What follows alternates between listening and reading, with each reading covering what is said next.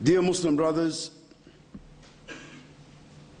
and respected guests from the non-Muslims who are seeking to understand the purpose of life.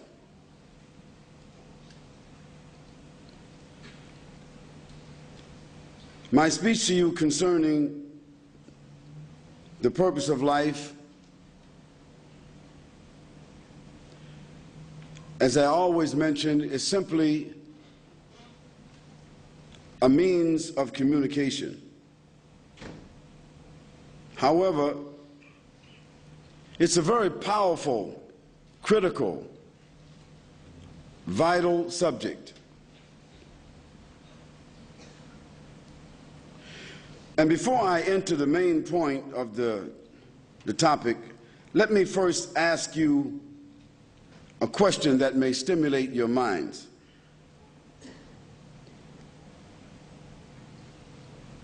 Now, many of you are, and most of you, are educated, well endowed, leaders in your own fields, fathers, mothers, professionals, sophisticated human beings.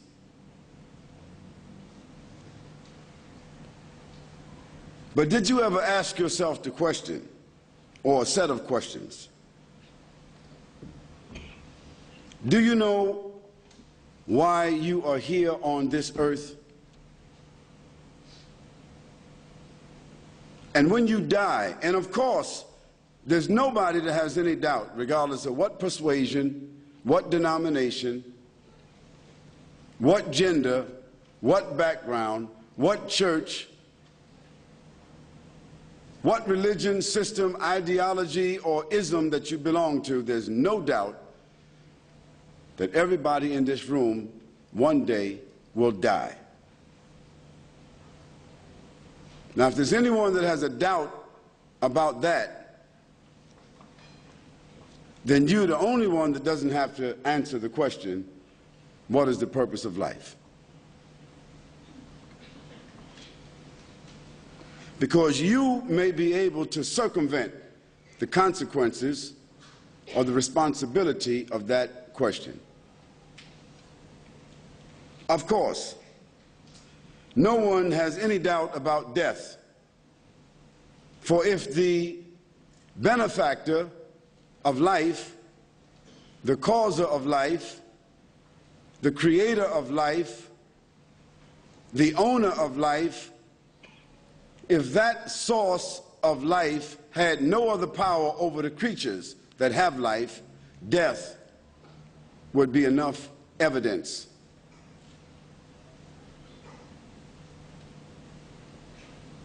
Where is your destination? I don't mean where are you leaving from here, but where is your destination? You don't know where you came from. You say you were born. I mean, before that. Where is your destination? Think about this question and ponder it seriously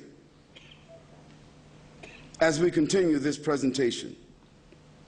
Now, in the world that we live in, there are many beliefs, many religions, many philosophies that have been offered to satisfy or respond to this question, because human beings are the only creatures on the earth or in the heavens.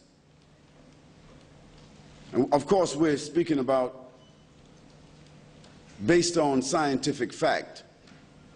We're not talking about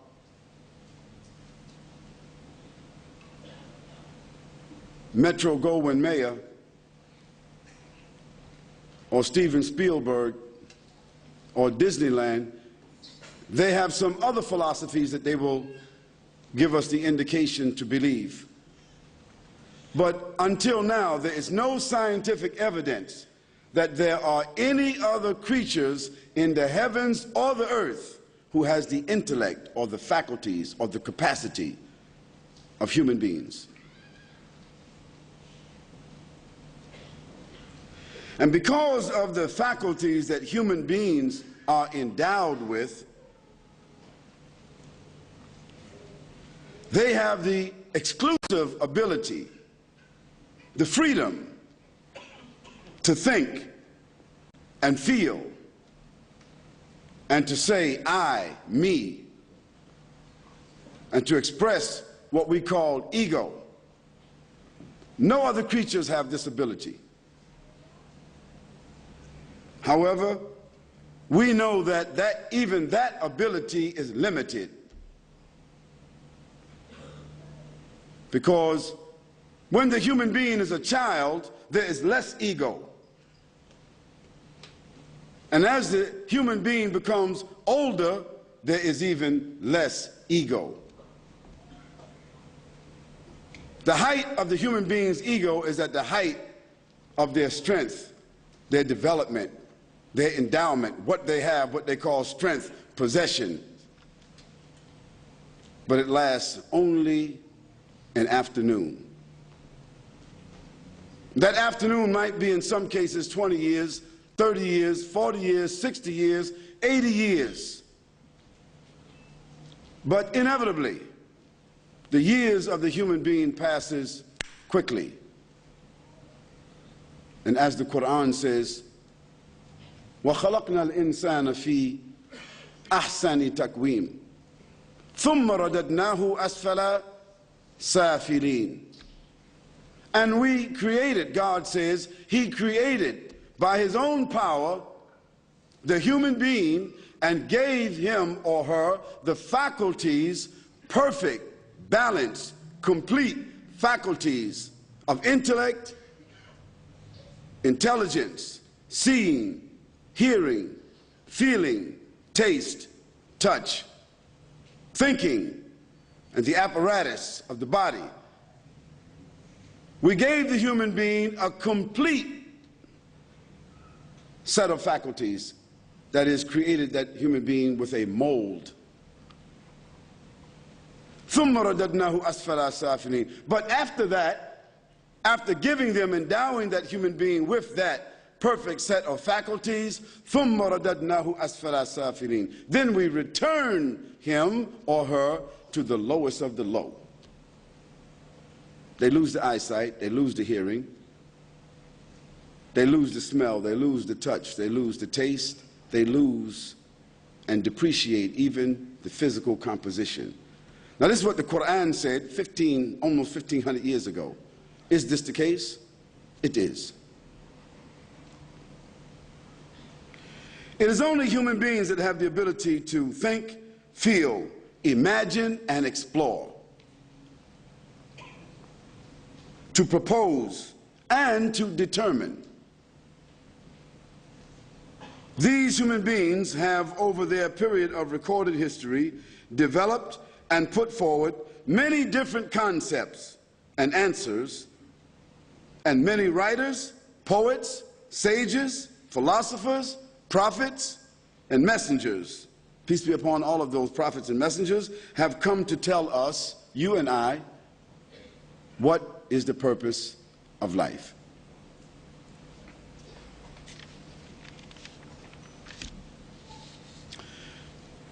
Now, to be literary, we need to define life as it applies to the universe. And we don't mean to define life universally, because we cannot. It's too wide of a subject. It's too far, and we haven't explored that much. The time that man has been on this earth, man has come to discover a few things. But relative to the size of the universe, man hasn't covered even a pin drop. But man has discovered a few things about himself, his environment, and the world. So let us define life as it applies to the human being, his society, and his environment. And then let us consider the purpose of our existence in this respect. Generally, we find in the dictionaries the following definition of human life. 1, the phenomena of existence.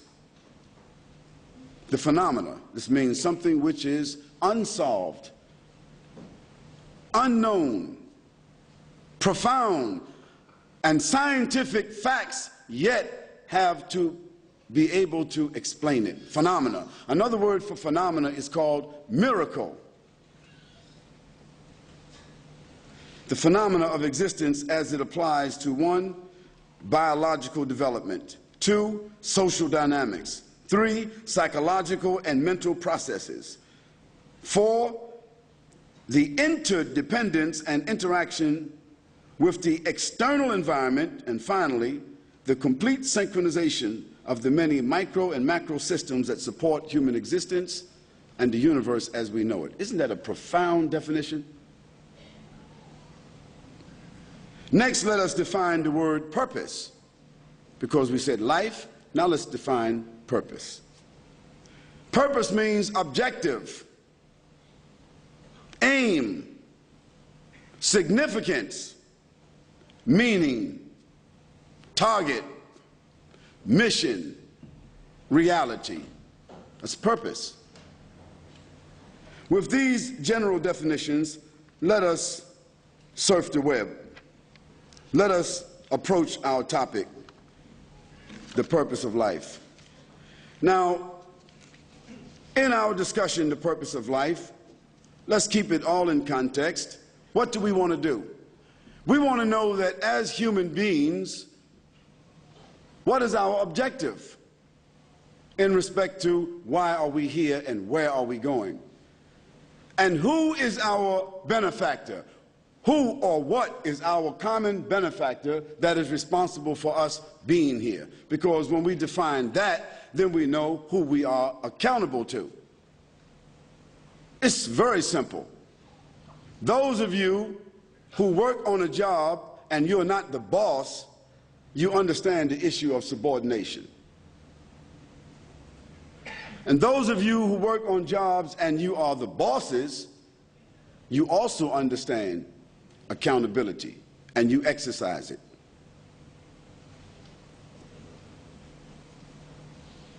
Now, some facts that we need to think about and talk about: the creation of the world.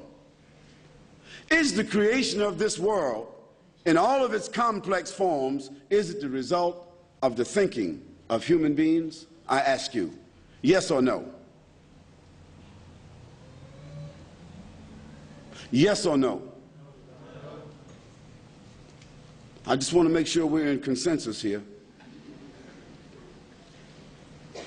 Another fact: man is the most sophisticated creature in the known and explored universe. Now, we heard about E.T.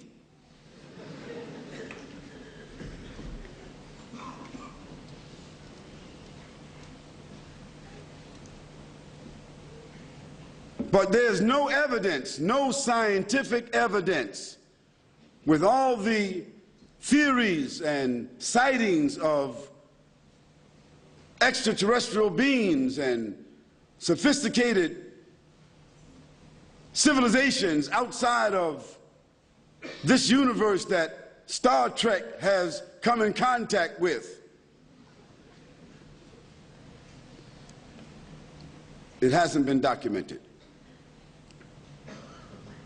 Until now, man is the most sophisticated creature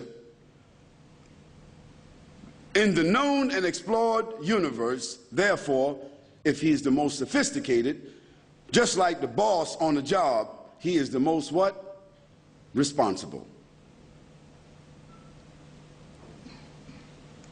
That there are inherent laws, both physical and metaphysical, that govern the universe and also govern man. And to make sure that we're not getting too abstract, law is as simple as what you witness if you go to the top of a building, male or female, rich or poor, of any color. You go to the top of a building and lean over, you are witnessing the phenomena of law. It comes in the form of fear and apprehension, but it's the law of falling, because you will not be able to deny gravity.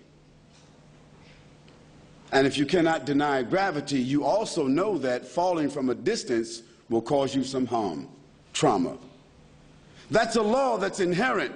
Another simple law is that if you are a functional human being and you eat and drink, you will also from time to time have to use the toilet. All human beings, no matter who they are, how smart they are, keep this in mind. No matter how arrogant they are, what kind of clothes they wear, what kind of talk they talk, what kind of weapons they have, they're all just human beings. When you know that, you can still deal with them and keep everything in context, because some of them would lead you to think that they're different. Everyone and everything in this life will inevitably be subjected to erosion, depreciation, annihilation, and death. Everything. And as we sit here, everyone here is getting older. Another day towards death. You can call it older, but it's a little closer towards death. And even as we say here, it's already there. We say now, it's already then. So even the present is something that eludes us. We only know the present by virtue of how the sun moves. Minutes, hours, days, weeks, months, years. And we wouldn't know that if we didn't watch the calendar or the clock. It's called time. We also know that the earth is equipped with a perfectly balanced environment for the existence of human life, and that until now, with all of man's instrumentalization, with all of man's sophistication, with all of his exploration, man has yet to find another planet or star within his reach that has an environment suitable for human life. Isn't that ironic? The earth is what planet from the sun? The third planet, isn't it? If it were the fourth planet, it would be too cold for human life, wouldn't it? Would not service human life. If it was the second planet, it would burn up. Human beings could not live. They would suffocate from the heat. But the Earth's atmosphere is maintained and balanced perfectly from where it is. If it was just 5 miles closer to the sun or 5 miles away from the sun, it would fall out of its orbit and we would all die or disintegrate. Who keeps the Earth in that perfect balance and orbit? And who put that Earth there? And who put the ecosystem around the Earth so that everything on the Earth would complement it and also serve human beings? Who did that? The intelligence of human beings is specially designed and endowed for administration, accountability, organization, development of technology and industry. So it's no accident that human beings build things, that human beings are able to figure out things from the time that they rubbed sticks together and was able to build a fire, from the time they were able to find out they could float on the water or fly in the air or produce their basic needs such as growing things. From the beginning, man learned that he had the intellect to implement, improvise, create, design. But one of the unique things that man should always keep in mind, whatever he's able to invent, design, engineer, improvise, create, it's always from something, isn't it? Always from something. Can man create anything, design anything, maintain anything, engineer anything from nothing, with no materials? No, he cannot. Throughout the recorded history of humanity, there have been outstanding personalities for the last at least 5,000 years. That is, 2,000 years since Jesus Christ and 3,000 years before Jesus Christ, the Son of Mary. For 5,000 recorded years, there have been human beings came calling themselves prophets, messengers. Most of you, and most of all human beings, whether from China or from Africa or from Europe or from Asia or from America, North or South America or anywhere in the world, they know the names of these human beings because they were outstanding human beings, extraordinary human beings. At their time, because of their behavior and their impact upon society, men like Noah, Abraham, Moses, men like Solomon, David, Jacob, Isaac, Zechariah, John the Baptist, Jesus Christ, the Son of Mary, and Muhammad ibn Abdullah. Peace and blessings be upon all of them. These extraordinary human beings over the period of 5,000 years stand out from all other human beings. Now, they were not industrialists. They were not professors of universities.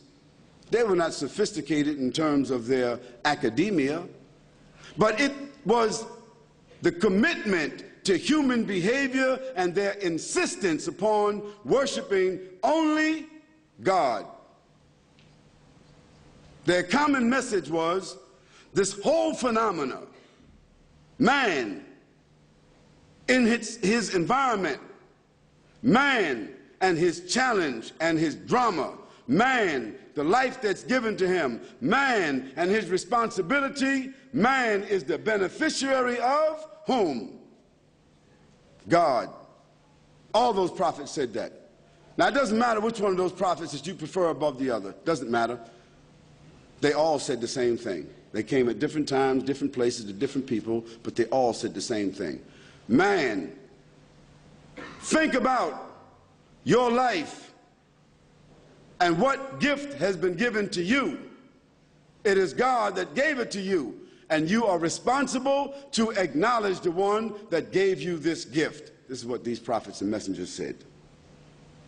Recognize, conform,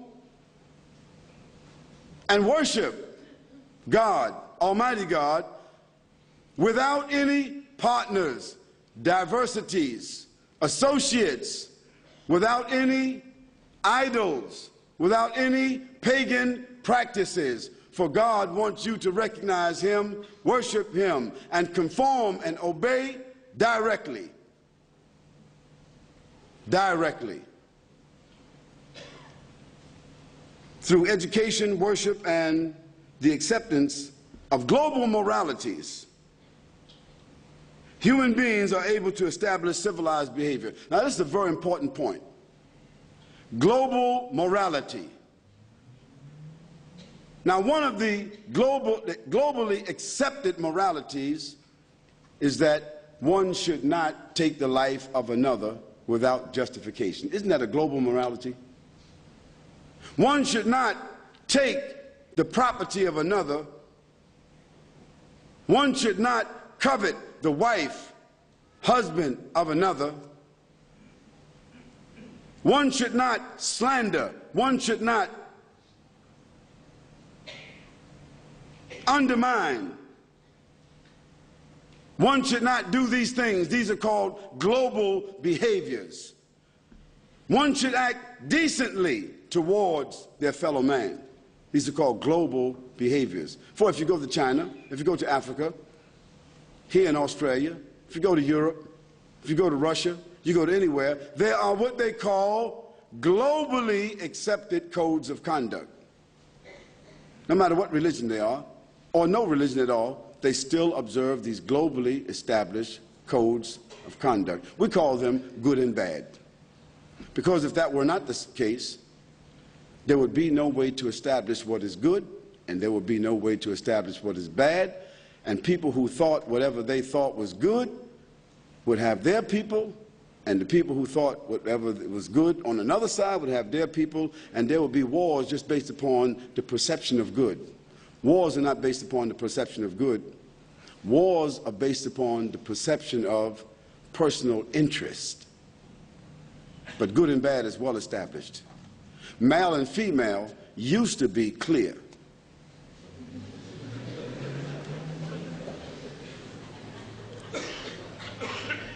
Sky and earth is clear.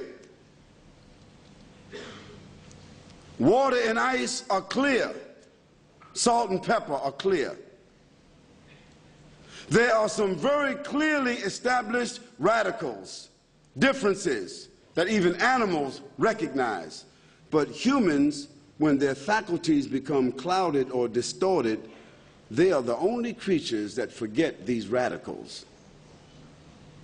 Because things that animals don't do, humans, when their sense of morality becomes distorted, they do what animals don't do.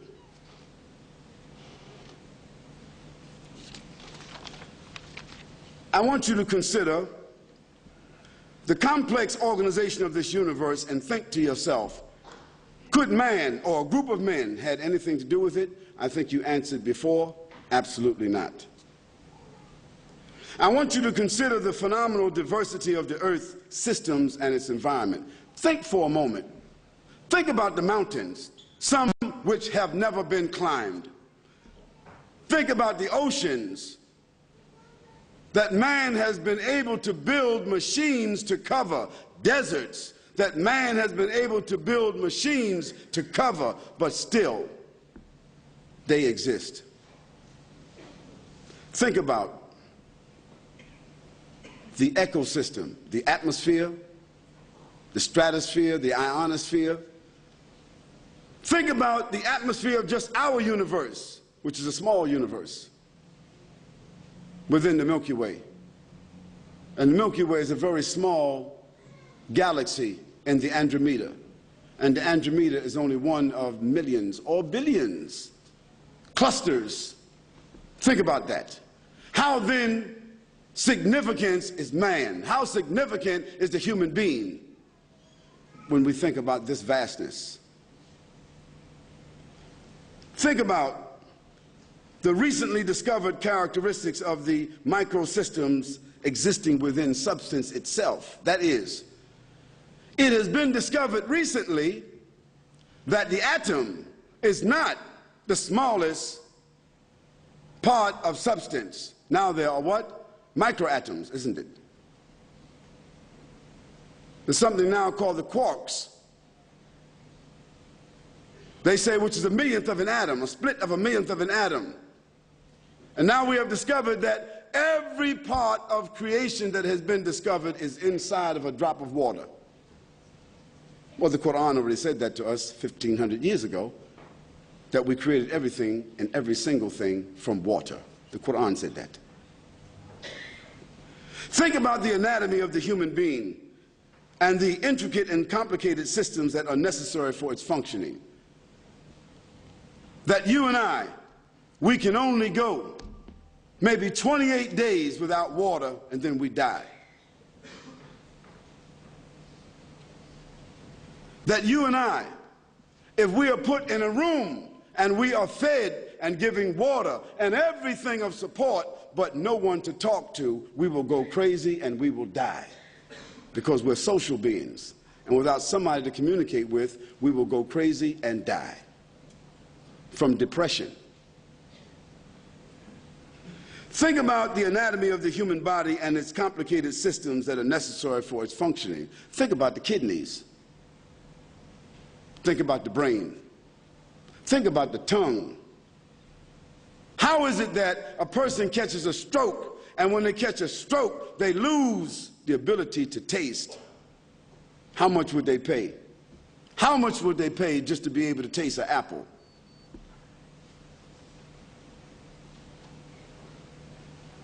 Think about the stomach, and when a person catches cancer of some sort and is unable to digest their food and has a bag outside of their body, what would they pay to have that repaired? Think about the lungs. Think about the skin, how it functions, how it breathes, how it intakes. Think about the fingers. Think about the 360 joints of the body, how they function.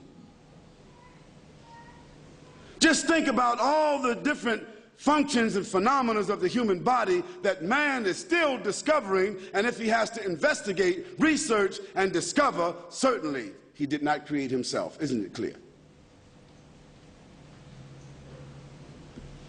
Think about the discoveries of forensic science, genetic research, laser technology, quantum physics, atomic and nuclear energy, fiber optics, global telecommunications, and medical research, and still man lives like an animal.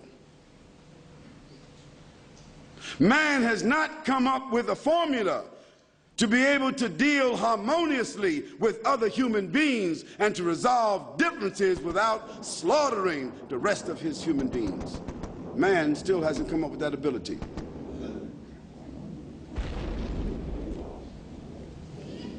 Think about the many food substances and the aquamarine substances that make up the common air that we breathe every second and minute of our lives, and the many sources of fundamental energy that human civilization depends upon. Think about the many different types of energy that the human being needs just to live. Tell me, how is all of this possible without a power and an intelligence outside of the universe and the human phenomena?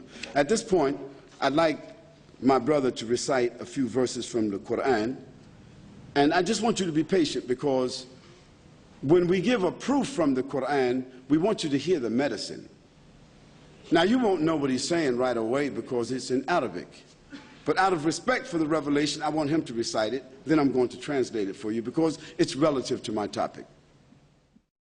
أعوذ بالله من الشيطان الرجيم بسم الله الرحمن الرحيم وآية لهم الأرض الميتة أحييناها وأخرجنا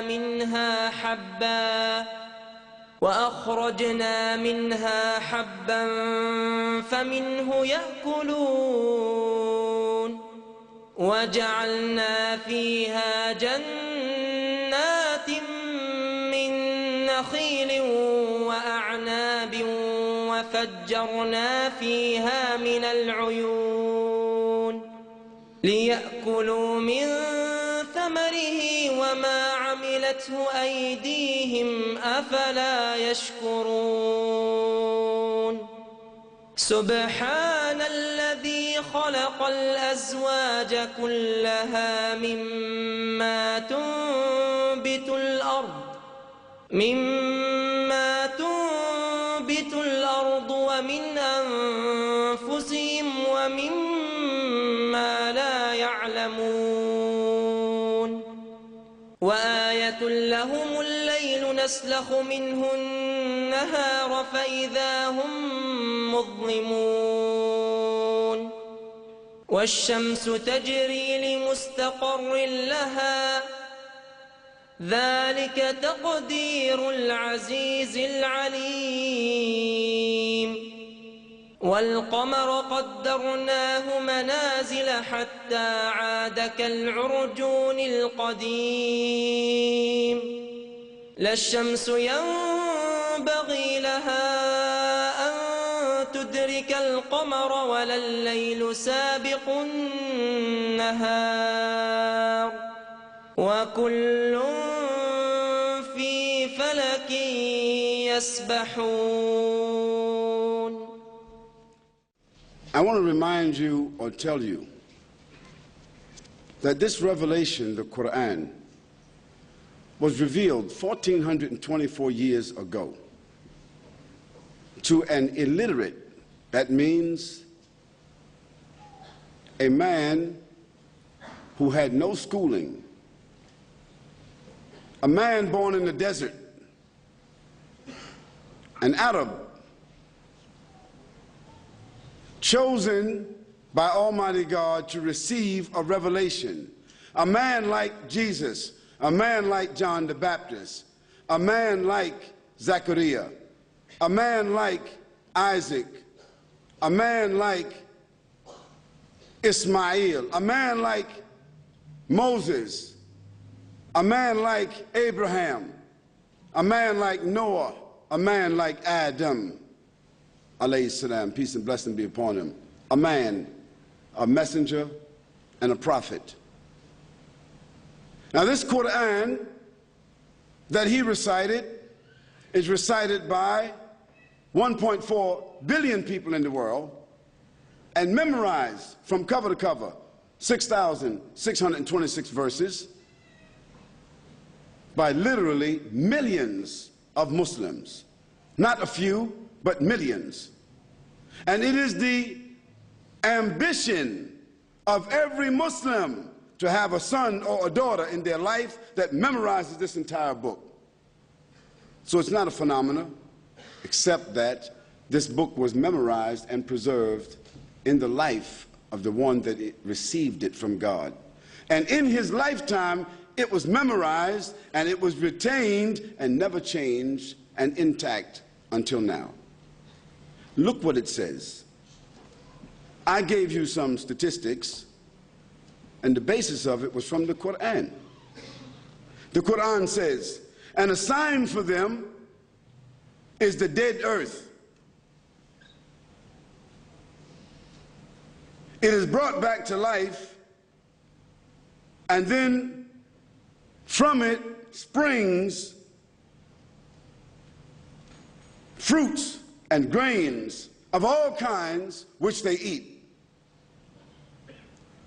And we place therein gardens and palm trees and grapevines, and cause them to burst forth therein some springs that come from the ground that man doesn't control himself.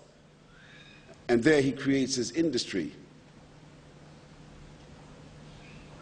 that they may eat of the fruit created by God, and their hands have not produced it at all. So will they be grateful?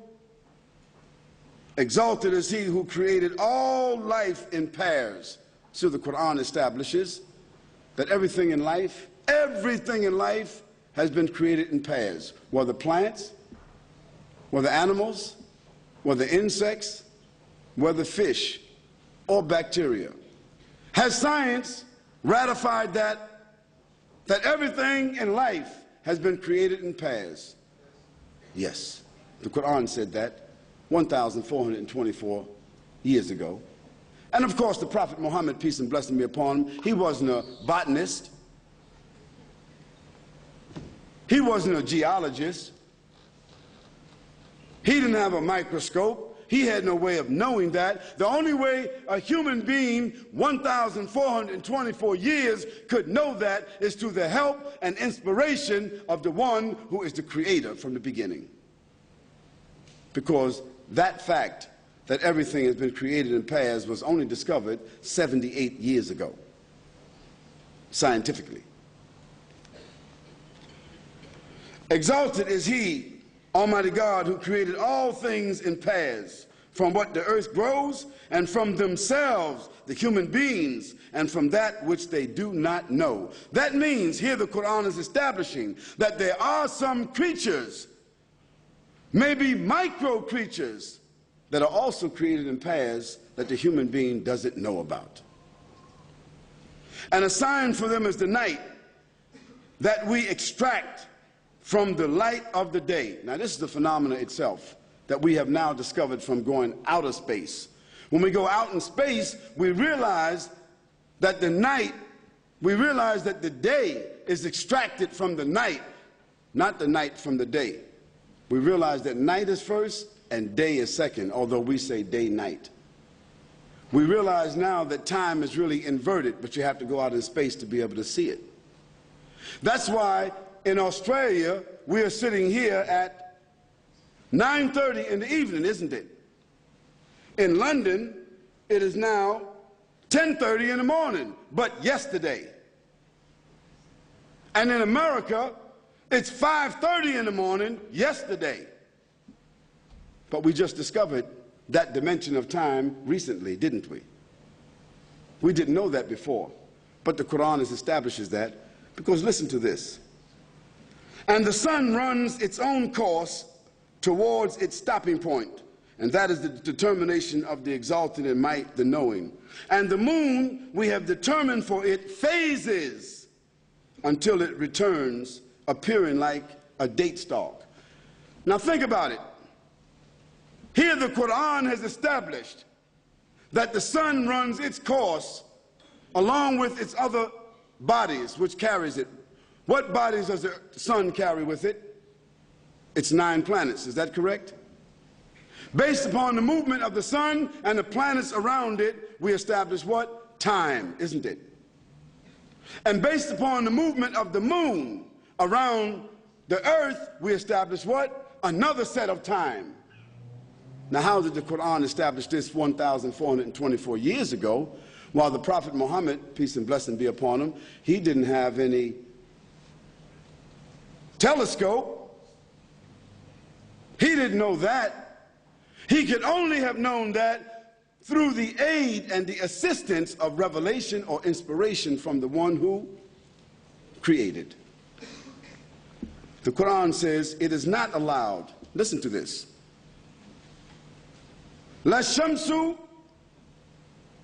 ينبغي لها أن تدرك القمر ولا الليل سابق النهار وفي فلك يسبحون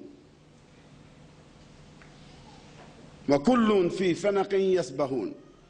It is not allowed for the sun to reach the moon, that is to outstrip it, nor is it allowed for the night to overtake the day, but each one of them swims along in its own law and orbit.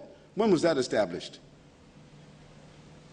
How long was it that Copernicus gave us a theory that man was in the center of the universe? Did you remember that? That man was the center of the universe. We know now that man is not the center of the universe at all. But 1,424 years ago, the Quran established that the sun cannot outstrip the moon and the night cannot outstrip the day, but each one of them are engaged in a predetermined law and orbit. This is the Quran. Dear brothers and sisters, all of this is to establish in your minds, all of this dialogue, all of this evidence, all of this proof is to clearly establish in everybody's mind here that you and I, nor all of us together, nor all the human beings in other places throughout the earth, none of us individually, endowed or unendowed, intelligent or unintelligent, educated or otherwise, rich or poor, black or white, male or female, none of us are benefactors. Who's the benefactor? Who's the benefactor? God, the Almighty, the Creator, your Lord, my Lord. This was established by those prophets and messengers, those extraordinary human beings that I spoke about a few moments ago. That was already established. I didn't need to come here and establish that. I just need to come here and remind you of that. Now, those extraordinary human beings were the ones that came to tell other human beings who thought at that time that they were somewhat sophisticated. Isn't that, you know, this is unique about humans. At every age, even 5,000 years ago, they thought they were modern.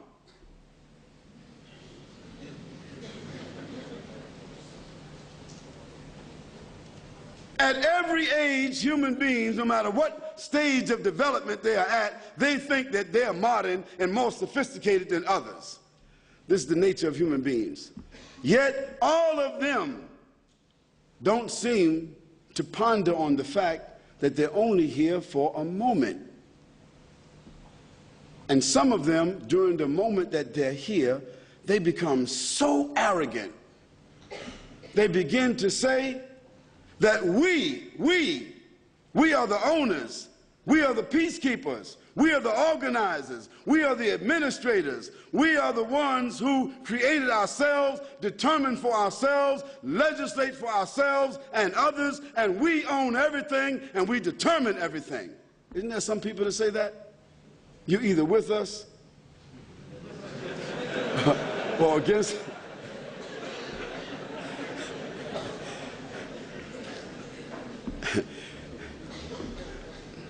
And don't give man a few tools that he can use, a few things that he can throw, or some missiles that he can shoot. He really becomes arrogant then.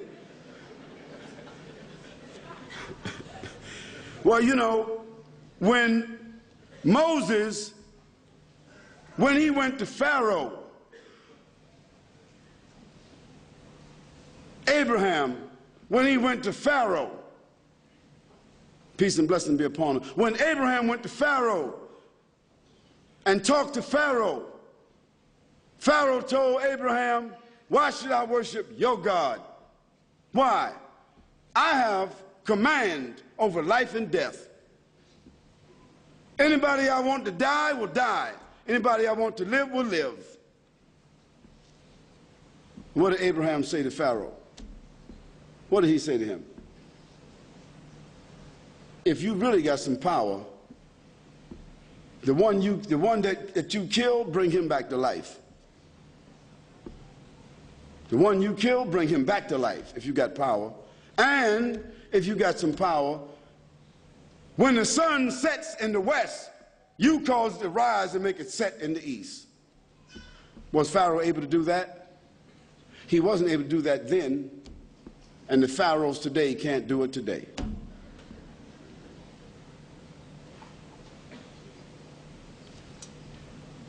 Because throughout the span of man's interaction with man, there has always been the confrontation between the arrogant, the worldly, the boastful, those who feel that they are the owners, the administrators, the materialists. There's always been that confrontation between the materialists and the faithful. The prophets of God, whom I mentioned some of their names, they were always the godly, the faithful. The people having faith and belief, knowing that this world and all its tangible resources are the result of whose command? God. Those people who are godless, mindless, heedless, arrogant, rebellious, wanting to own everything, wanting to expand from their place throughout the world and even control everything in the world and even want to control outer space. And look how God sends signs, and that man doesn't seem to want to heed it. Did you know that the space exploration project that the USSR, or they don't call it that anymore, it's called now the Soviet Union, or the Soviet states, they got it now. They changed the name, didn't they? Changed the currency. I think they're in bed with the capitalists now, aren't they? Anyway, the Russian, or they call themselves Russians now, right? So the Russian American space exploration project that has now expanded itself to include the state of Israel. Well, that's wonderful. That's a nice addition. Well, they had a very ambitious space exploration project that included building, what do they call that you look up in the sky and see it at night? Yeah, the space station. So they were building a space station so that they would be able to establish in the heavens a place to prove to us that there is no God up here. And that they would build a new frontier. That was Star Trek and his peoples called it. And through their robotronics, they would create a new race of slaves that would serve them from outer space, spy on those on the earth, and control the whole heavens and the earth. They led us to believe that. Well, after this last failure, this recent failure that they don't speak about anymore, this tragedy, this $56 million project, $56 billion project. Now keep this in mind, $56 billion of your tax dollars and mine It's frozen, paralyzed, the whole project. And you've got people up there at that space station that will die because they got to have regular flights back and forth just to support them, and they don't have any flights right now, and they don't expect to have any more for at least 10 months. So God has shown them just through one sign that's not where man belongs. That's not the environment where man is supposed to live, multiply, develop, or control. And let me tell you another little aspect of that space station project. They were developing a theory that they could take people that are in prisons or people that they considered to be dysfunctional or without any real use, and they could transport them to the space station and just put them in orbit. That was the plan, that 12 years from now, they would transfer major prison populations up there and create prison colonies where they would produce things there, but they would be in orbit so they wouldn't have to worry about them escaping.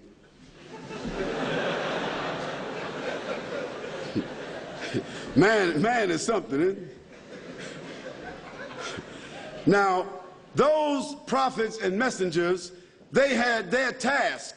And what was their task? Their task was coming to these kinds of people then and also now. The godly people today have the same task to come to those people now and say to them that, don't you know that God is the benefactor of the heavens and the earth and everything that is in it? Don't you know that? Now, how do we know that there's a God? And how do we know that there's a creator that whom should be worshiped? Well, let me give you a proverb. An Arab man came to the Prophet, sallallahu alaihi wasallam, peace and blessing be upon him, and asked him a similar question. An Arab, a Bedouin, because these were simple people, he came to the Prophet, sallallahu alaihi wasallam, with a question. How do we know that there's a God? Or how do we know that there's a creator whom should be worshipped? Let me tell you what the prophet, that illiterate prophet, that unlettered prophet, that simple man, that messenger and prophet of God, let me tell you what he said. He said, the presence of dung is the evidence that a camel was here. The presence of dung is the evidence that a camel was here. The footprints in the sand is the evidence that a person was here. And the evidence of the earth and all the planets are proof that the same one or some great power has placed them where they are. That's what the prophet said. His proof was good enough for that Arab, and it's good enough for me.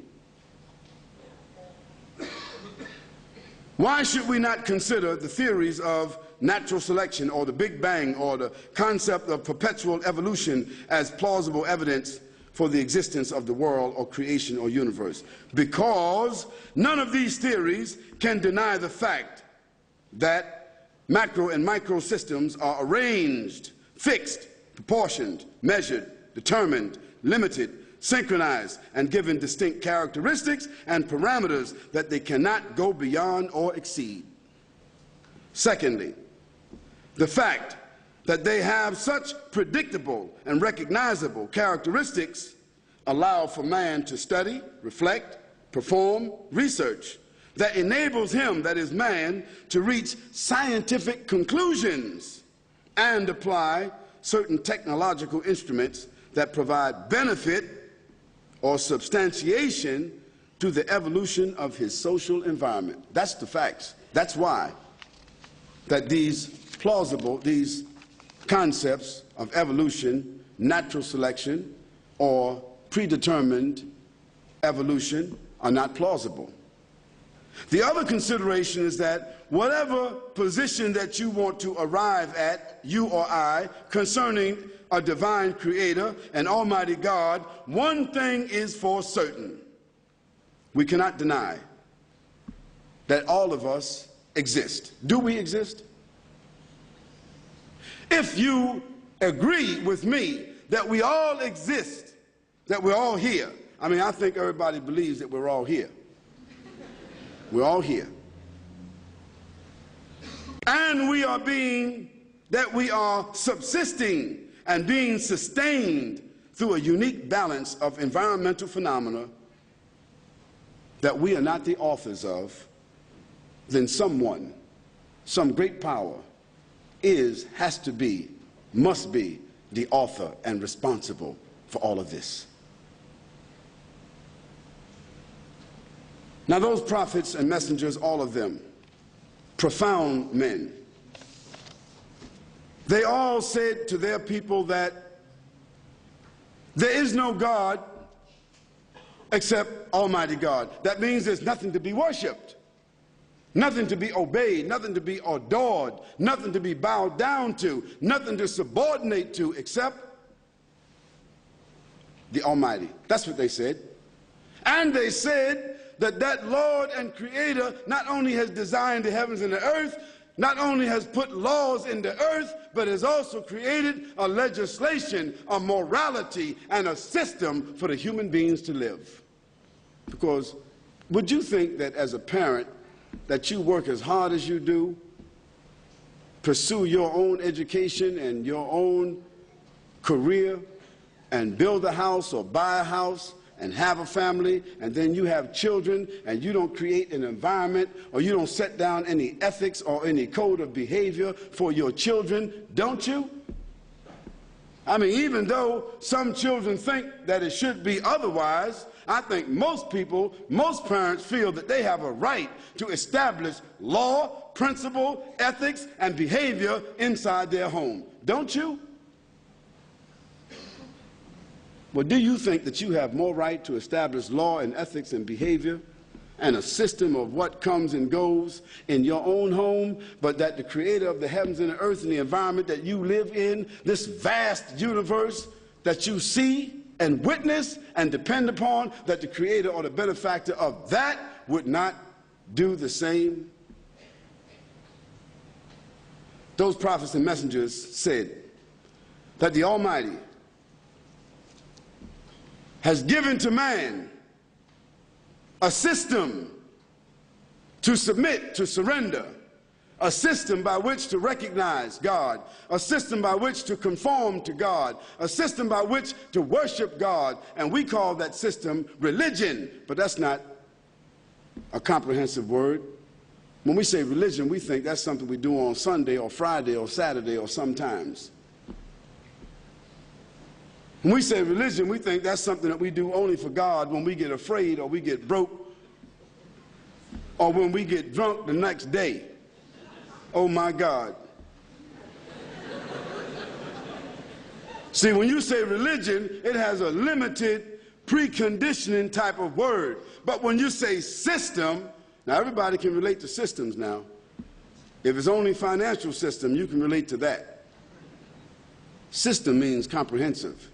System means an apparatus, something that functions, that everybody depends upon, something that needs to be maintained, something that is set, something that has a criteria, something that is predictable, something that everybody can look at and function and be a part of. That's a system. Well, all the systems that man, with his mind, has made, don't you think that the Creator would have a system better than that? Man has made a camera. Look at the eye. Man has made a computer. Look at the brain. Man has made nuclear plants. Look at the heart. Man has created apparatuses to do different chemical analyses. Look at the kidneys. Man has created all kinds of instruments to remember, to detect, to do forensics. Look how the human body functions. And so, does man think that he can keep records on other men and on the world and maintain historical records? Does man think that he can do all of that, but the one that created him can't keep tracks on him? Does man think that he can be accountable, or that others are accountable to him, that he can govern you men? government, that he can govern you men, that he can create government, but that the Creator who has made the heavens and the earth does